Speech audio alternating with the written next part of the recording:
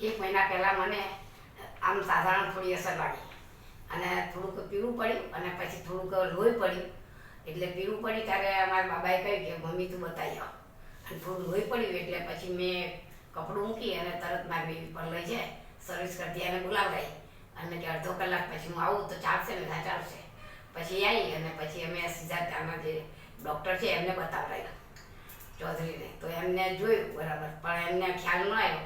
એટલે પછી એમને બીજા ડૉક્ટર જે સર્જન છે ડૉક્ટર સીકે પટેલ એમને બતાવડાવ્યો અને પછી એમને સોનોગ્રાફી કરી અને પછી બધા રિપોર્ટ કરાવવાનું કહ્યું.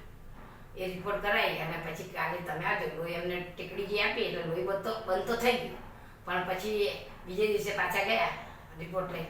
એટલે પછી એમને એમ કહ્યું કે આપણે MRI કરાવવું પડશે અને CT સ્કેન કરાવવું પડશે. તો એ MRI અને CT સ્કેન કરાવડાયું અને બીજે સાંજે જ એમને પેલું આપણે કેરેટન કરી અને એની સાથે કંઈ ગોળી નીકળી હશે એ અમારા મોટી વહુએ જોઈ હતી, એ અહીંયા આગળ મોકલી આપી.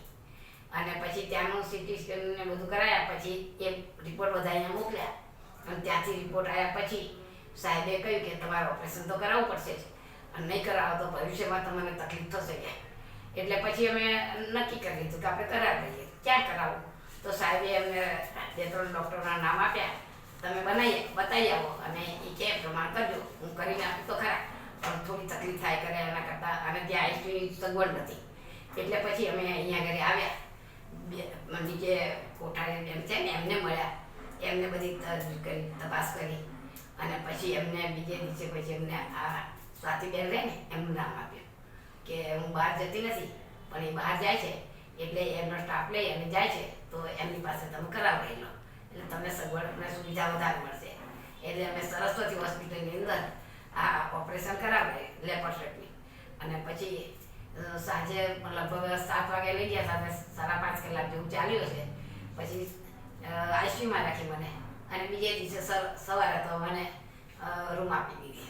ત્યાં આગળ મને થોડી ચલાવડાવીએ ખરી અને ચાલતા પછી અહીંયા લગભગ 5 દિવસ અમે ત્યાં રહ્યા પણ તકલીફ કોઈ રહી નથી.